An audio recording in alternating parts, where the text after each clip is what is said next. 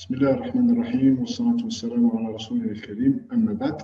Euh, Dans le cadre des activités de travaux dirigés du module informatique de gestion, aujourd'hui on va vous montrer un logiciel de facturation, logiciel de gestion et de suivi des factures, suivi des états financiers de la direction commerciale de l'entreprise nationale. Donc, la première partie, on va faire une présentation du logiciel. Logiciel logiciel gestion.com. Gestion.com. Ce logiciel a été fondé par l'entreprise Bakhari Soft en 2016, suite aux besoins de la subdivision facturation et recouvrement de la direction commerciale, société de maintenance des équipements industriels du groupe Sonagaz. اللوجيال هذا قبل كنا نخدموا عن طريق لي زيتا فينونسي عن طريق الاكسل ومن بعد خممنا قلنا علاش ما نديروش ان لوجيسيال اللي يسهل لنا عمليه تسيير الانشطه التجاريه من فوتره من suivi des affaires, suivi des états financiers, les recouvrements, les encaissements, le paiement et tout. Donc, ce logiciel gestion.com, le logiciel gestion.com, sert pour effectuer toutes les opérations commerciales telles que la facturation, le suivi des factures, le suivi des paiements et aussi la gestion de la base de données de nos clients. C'est-à-dire, même une base de données, il est composé de plusieurs fenêtres. بعد راح نشوفوا كيفاش هاد الفناتر هذو كل نافذه من النوافذ هذه كيفاش تخدم وش هو العمل تاعها qui permettent de manipuler les différentes commandes et boutons pour la mise en œuvre d'une gestion efficace du service. La deuxième partie, on va vous montrer le fonctionnement du logiciel gestion.com, c'est-à-dire كيفاش يمشي معناتها كيفاش احنا رانا نمشيو نخدموا بهذا اللوجيسيال دو فاكتوراسيون. عندنا اولا اكسبليكاسيون دي كوموند دي لوجيسيال. في هذا الفيديو ان شاء الله راح نشوفوا كل كوموند وكل بوطو واش العمل نتاعها بالنسبه لهذا اللوجيسيال.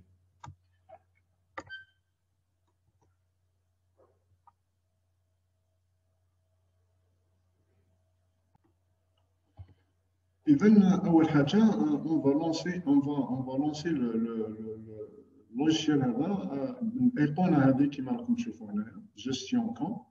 راح نكليكو هنايا لكي تتضح لنا النافذة. هذه النافذة فيها نوم ديتيليزاتور وفيها مود باس. هذا النوم ديتيليزاتور اللي خاص بي أنا نديرو المود باس. On tape le mot de passe et on clique sur se connecter. راح يخرج لنا الواجهه نتاع اللوجيسيال او اللوجيسيال.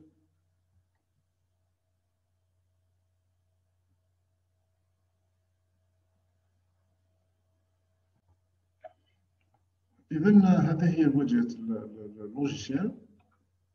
راح نشوفوا اولا عندنا باللي فيها مالي، فيها كوري، كريونس، ايفالياسيون ديشارج، كونفونسيون اي لا بواط ايميل. بالنسبه للتيب كليون كما رانا نلاحظوا كاين تيب كليون. عندنا نوعين من التيب كليون، كاين كليون جروب و كليون اور جروب.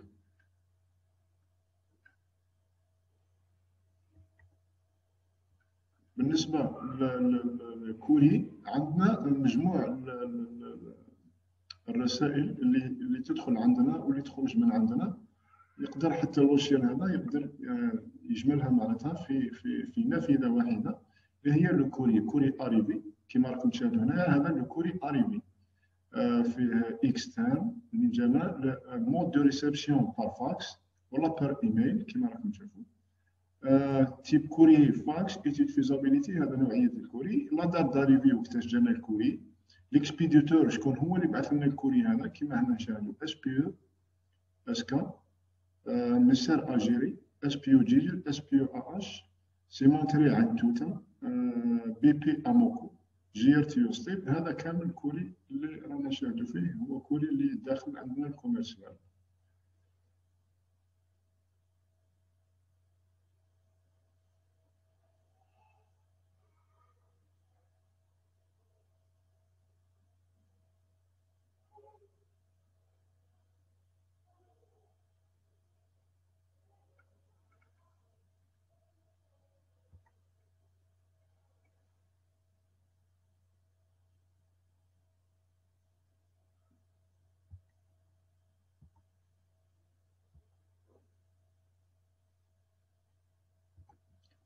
بالنسبه هنايا عندنا في الكريونس هذه هي الواجهه اللي تهمني انا، هذه هي الواجهه اللي نخدم بها.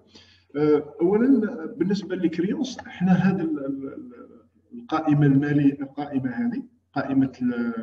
هذه قائمه لي فاكتور، ليطا دي فاكتور ايمي بور لو كليون. احنا عندنا اول خانه اللي هي كليون اللي يهمنا كليون. هذا لي كليون هذو كامل اسماء لي كليون اللي نقدروا، حتى عندنا ان باز دو دوني من بعد نشوفوها. ان باز دو دوني وين نقدر نموديفي لادريس دو كليون، نقدر نزيد كليون جديد، نقدر نزيد كليون، نموديفي لي كليون تاعنا، نقدر نموديفي ميم لا باز دو دوني. عندي لاكسي لهاد موديفيكاسيون دي لا باز دو دوني. بالنسبه الليطه هذه قلنا، الليطه هذه نلقاها انا واجده تجي من عند سيرفيس دو فاكتوراسيون. معناتها السيرفيس دو فاكتوراسيون كي فاكتيري مباشره ما يفاليدي لا فاكتور، راح تخرج لي مباشره هنا باللي عندي ان فاكتور، باش نسويفيها. اذا هذو هنا اللي راكم تشوفوا فيهم هذو هما لي كليون تاعنا،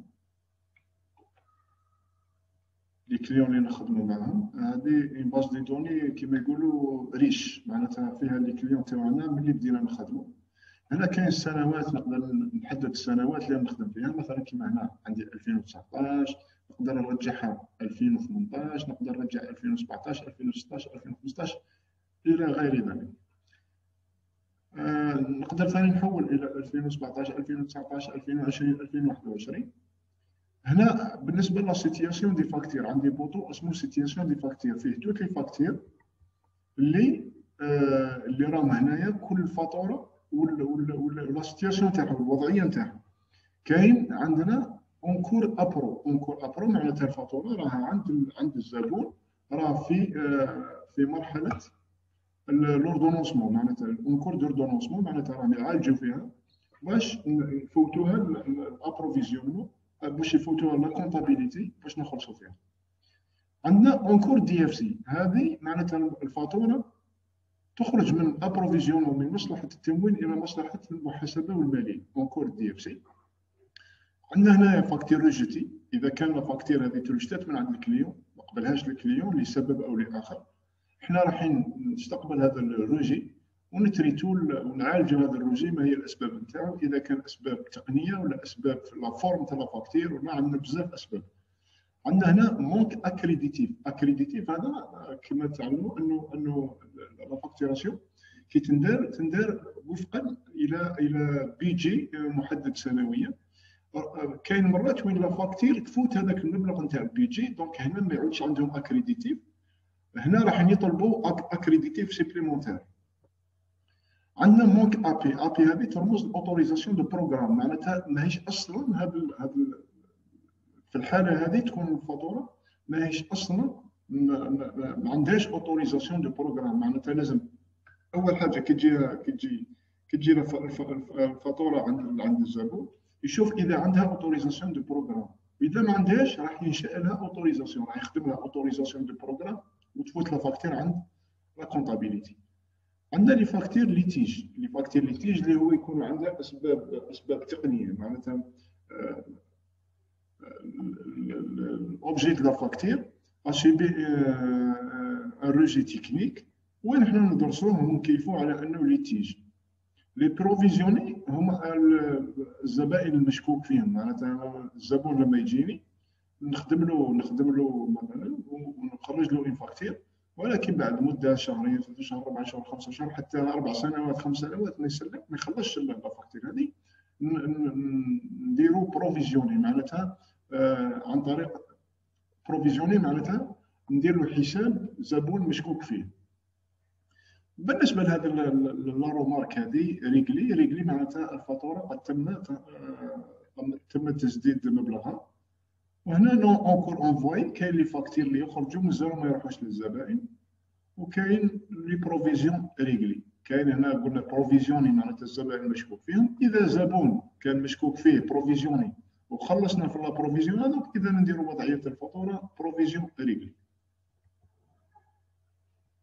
بالنسبه لمود دو بايمون او وسائل التسديد كاين عندنا الاولى اتار، معناتها الفاتوره غير مسدده بعد. عندنا افي دو كريدي، امر افي دو كريدي جينا عن طريق البنك. عندنا الشيك، وعندنا لوردر دو فيرمون امر بالدفع، وعندنا اسباس. وان كان اسباس هذه قليل 1% 1% ولا 2% برك اللي يجونا اسباس، لانه اسباس معناتها المبلغ لازم يكون اقل من 15,000 دينار. اذا كان اقل من 15,000 دينار ربما يقبل الاسباس. اذا فات المبلغ هذا 15,000 دينار هنا لازم يديرنا عن طريق الدفع عن طريق البنك او طريق السي سي بي.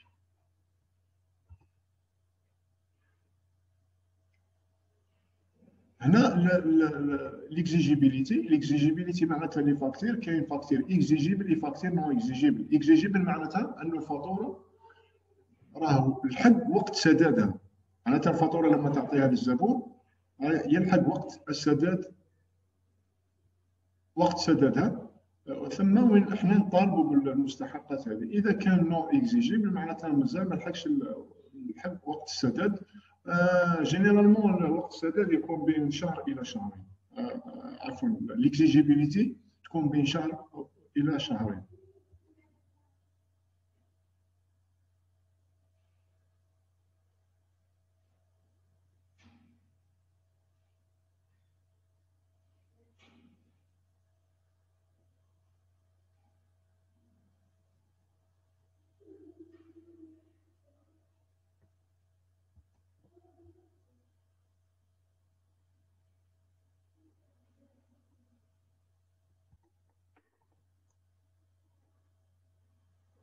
نروحوا الان الى لي كونفونسيون. بوطو واحد اخر، لي كونفونسيون هذا هو جميع الاتفاقيات اللي مبرمه مع الزبائن تاعنا في اطار اتفاقيات ثنائيه. هنا نفس الشيء عندنا لي كليون، هذو جميع الزبائن اللي تربطنا معهم باتفاقيات. روحوا مثلا نخيروا مثلا اتفاقيه من الاتفاقيات هذه. مثلا نشوفوا لما نحبوا نشوفوا لا كونفونسيون.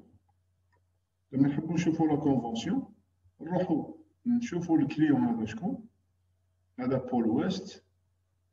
نروحوا فيزياليزي لو مارشي او لو كونترا. هنا راح بالضغط على هذا الزر او هذا لا كوموند هذه راح يخرج لنا لا كونفونسيون هذه اللي بيناتنا، ونشوفوا الاتفاقيه هذه ونشوفوا لي زارتيكل نتاعها.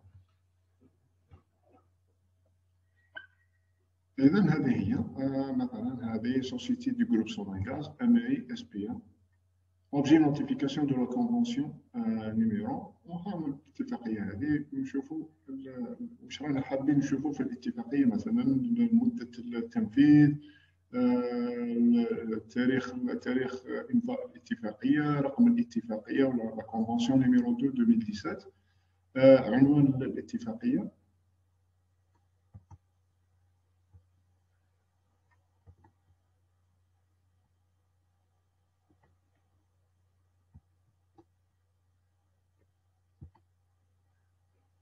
الى غير ذلك من المعلومات اللي ينبغي اللي رانا نبحثوا عليها. نروحوا الان مباشره نروحوا الى لو بوطون ماني. اللي يهمنا بزاف هو هذا البوطون ماني، لانه هو اللي يعطينا بوسيبيليتي دو ترافاي. اول حاجه في الاخر هو الطابل دي كليون. هذه هي لا باز دو دوني تاع لي كليون تاعنا. هذو هنايا يدخلوا مجموع الزبائن تاعنا، فيها الكود تاع الزبون اللي يعطيه اللوجيسيال مباشره.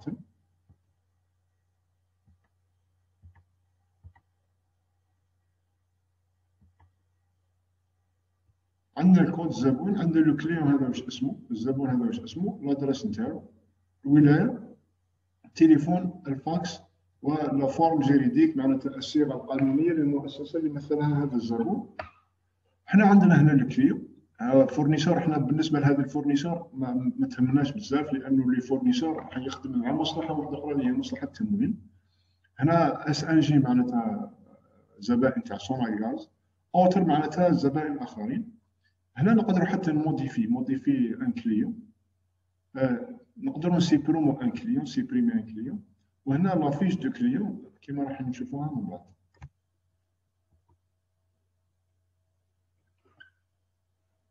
اذا هنا نضغط على احنا رايحين نكريو هنا في هذه الضغطه هذه، رايحين نكريو النوفو كليون، فيش كليون نوفو.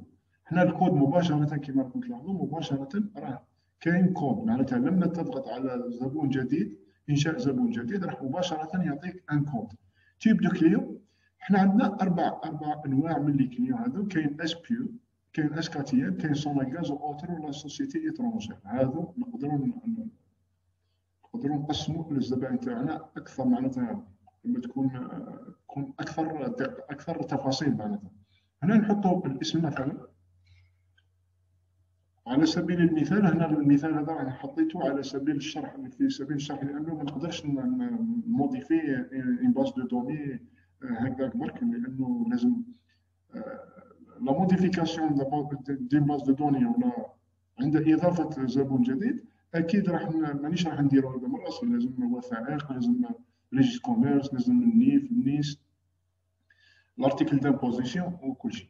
بالنسبه للخانات هذو يتعمروا عادي جدا. ندير المعلومات اللازمه لكل مرحله من مراحل انشاء الفيش كليون. هنا عندنا نديرو في انفو جينيرال، معناتها المعلومات العامه للزبون هذا، ثم نفوتوا الى انفو فيسكال. مثلا نحط العنوان تاعو، اسمه، السيت ويب، الايميل، هكذا رانا نكريو. لما نكمل في لا كرياسيون دي لونتربريز، كرياسيون داين نوفو كليون، نكليكي هنا وين كاينه فاليدي. فاليدي هنايا مباشره راح تدخل لا باز دو دوني نتاع الكليون نتاعنا. نفوتو مباشره الى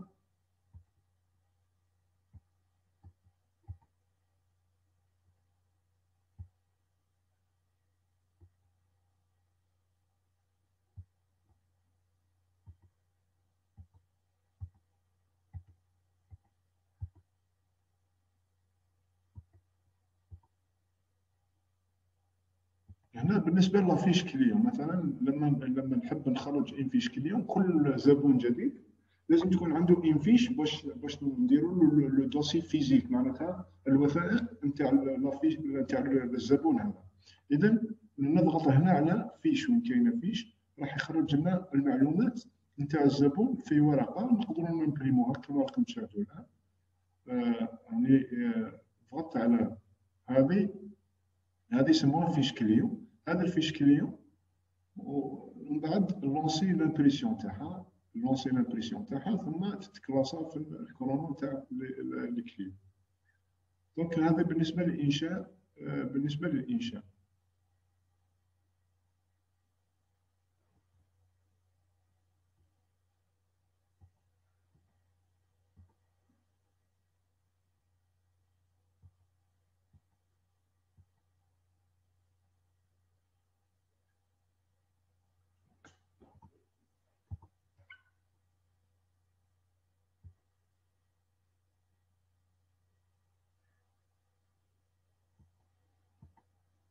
نروحوا الان الى اول بوطون، هو ريغلومون دي فاكتير. كيفاش نريغلو ان فاكتير، معناتها كيفاش الزبون يخلصنا في فاتوره ثم ندخلوها في اللوجيسيال باللي هذو الفواتير خالصين.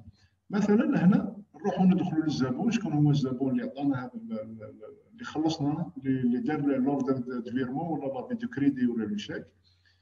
مباشره لما نضغط على اسم الزبون في الخانه هذه، راح تخرج لي جميع الفواتير المتعلقه بهذا الزبون، وهنا بتواريخها وهنا دات ديبو. هذه درك نقول لكم واش معناتها دات ديبو. نقول مثلا هنايا خلصنا لا فاكتير نيميرو 1010 راكم تشاهدوا فيها هنايا. لا فاكتير 1151 1152.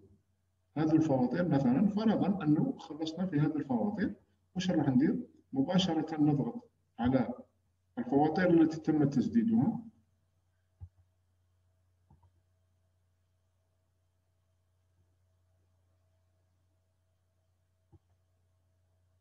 الفواتير التي تم تسديدها، ثم نضغط على نوفو انكاسمون.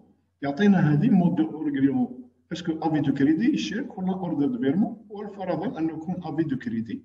نحط رقم لافي دو كريدي هذا، لانه لافي دو كريدي لما نكون نسيزو في المعلومات كيما هذه الوثيقه راح تكون عندنا، معناتها راني نعمر في المعلومات هذه من وثائق صحيحه معناتها. اذا نديروا فاليدي، فاليدي هنايا راح يخرج لنا من هذا نقولوا باللي راهم خالصين. هذه المرحله الاولى في لي كليو. عندنا بعد ديتاي دو ريغلومون. هذاك الريغلومون اللي درناه لما هذه المرحله تم بزاف عمليه المقاربه لو رابروشمون بين المديريه التجاريه والمديريه لا كونتابيليتي، ديبارتمون كونتابيليتي. دونك نشوف انا في مده معينه، مثلا في مده مثلا ذاك ريغلومون، وفرضا انه بين 1/1/2020 و 31/12/2020 راح نشوف كم هي المبالغ التي تم تسديدها من قبل الزبائن كامل كما راكم تشوفوا هنا كامل. ونديروا شنو المقاربه بيننا وبين المصلحات الماليه والمحاسبه، حتى نشوفوا كاينين بعض اللي ما نخرجوش بالفروقات، لانه كاين مرات وين فروقات وين زبون يقول لك خلصت ولكن هو في الاصل ما خلصش. كيفاش نعرفوا بهذه العمليه المقاربه اللي تتم بين المديريه التجاريه والمديريه مديريه مصلحه الماليه والمحاسبه. اذا لما نضغط على تاريخ محدد، ولتكن مثلا هنا كما هنا درنا لونكيسمون انيال، نقدروا نديروا سيمستريال كما نقدروا نديروا تريمستريال. نخرجوا لنا المبالغ التي تم تسديدها خلال هذه الفتره، فتره 1/1/2020 الى 31. تخرج لنا هنا في ايطا كيما هذه ايطا فينونسي تاع لي زونكيسمون. ايطا فينونسي تاع لي زونكيسمون يعطينا فيه لو ديتاي دي زونكيسمون. هذا فيه جميع الزبائن اللي خلصونا بالمبالغ نتاعهم. اذا هذيك ليطا هذه واش نديروا؟ لونسي لامبريسيون من هنا، لونسي لامبريسيون كما راكم تشاهدوا، او نقدر حتى نكسبورتيها بي دي اف اكسل وورد، او نبعثها بار ايميل لكي تتم عمليه المقاربه معنا ومع بين المديريه التجاريه ومديريه مصلحه مصلحه المحاسبه والماليه. نروحوا الى سيزي دي سيتياسيون دي فاكتور. سيتياسيون دي فاكتور هذه تجينا من عند الزبائن تاعنا.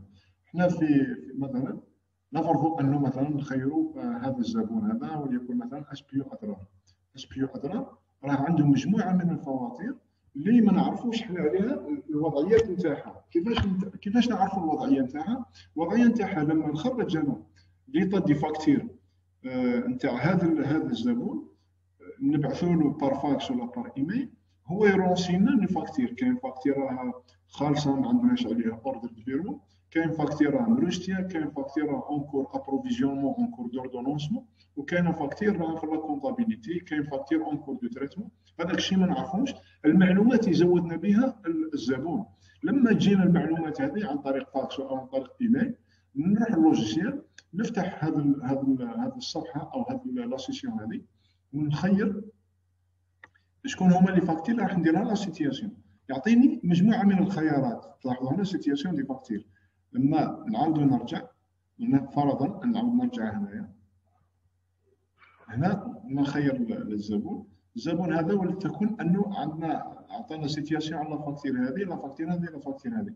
نكليكي على سيتياسيون دي فاكتور ونشوف اذا كان لا فاكتور هذه راه اونكور ابروفيزيونمون ولا اونكور دي اف سي ولا اونكور ولا ريجيتي ولا مونك اكريديتي. لما نضغط عليها نعطي لها الوضعيه الحاليه لا سيتياسيون اكتيال، ندير هنا فاليدي. فاليدي معناتها نثبت وضعيه الفاتوره. نروحوا لعنصر واحد اخر اللي هو سيزي اتيستاسيون سيزي ديبو دي فاكتور. لو ديبو دي فاكتور هذه مهمه جدا في عمليه تسديد الفواتير. علاش؟ لانه ديبو دي فاكتور هي عمليه شكون قال باللي نتايا كمؤسسه اللي درت خدمه وبعثت الفاتوره للزبون، شكون قال باللي باش يبدا يحسب تاريخ الاستحقاق. معناتها قادر كاين زبائن عندهم شهرين، كاين زبائن عندهم 3 اشهر. ابتداء من واش نحسب له هذاك الشهرين ولا هذاك ولا 3 شهور، نحسب له من تاريخ ايداع الفاتوره عند الزبون. ايداع الفاتوره عند الزبون، لما تروح الفاتوره عند الزبون يستلم الفاتوره ويحط تاريخ الاستلام. تاريخ الاستلام تعاود ترجع لي هذاك البوردر دونفوا تاع لا فاكتور، ونروح ندخل هنا في هذه النافذه ونشوف شكون هو الكليون اللي بعثت له الفاتوره وعاود رجع لي، وليكن مثلا ارجي حامه اس بي او ارجي حامه.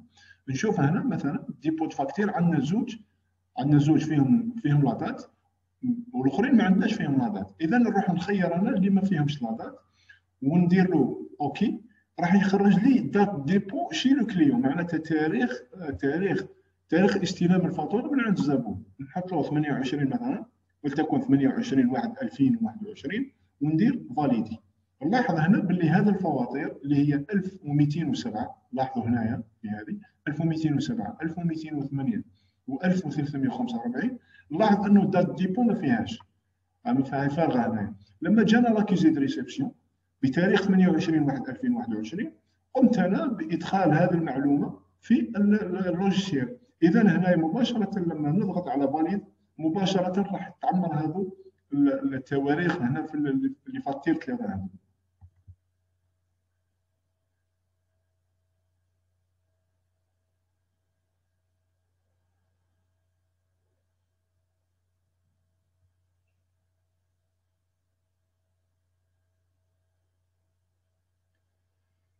هنايا هذه بالنسبه للبوطون هذا يسموه سيتياسيون دي فاكتور، باش نعرف انا المبالغ نتاعي او الفواتير نتاعي وين راه لا سيتياسيون، الوضعيات نتاعها. مثلا اونكور ابروفيزيونمون، اونكور دي اف سي، اونكور روجيتي ليتيج بالاكزيجيبيليتي، معناتها اسكو اكزيجيبل ولا ماشي اكزيجيبل. هذه اللي كيتم ارسالها الى مصلحه الماليه والمحاسبه حتى تتمكن من فهم وضعيه الفواتير التي ذهبت الى الزبائن، ونقدروا نمبريموها منا لونسي لامبريسيون. نروحوا الى كريونس بار كليون. كريونس بار كليون هذه تمكننا النافذه هذه من ارسال جميع المستحقات نتاع الزبائن نتاعنا زبون بزبون. لاحظ هنا الزبون الاول اسمه اكوتس اديو، معناتها كل زبون شحال رانا نسالوه دراهم كريونس اديو مثلا. هذه ايضا نبعثوها لمصلحه الماليه والتجاره حتى تقوم بمعالجتها. نروحوا الكريونس باراج. كريونس باراج اللي هما الاستحقاق على حسب السنوات الماليه.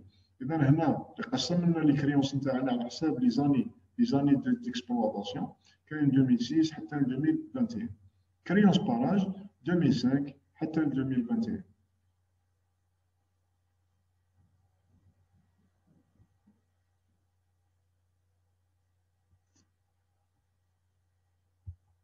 إذا نتمنى نكون قد شرحت ولو جزء بسيط من هذا اللوجيسيال دو فاكتوراسيون وريكوفرمون.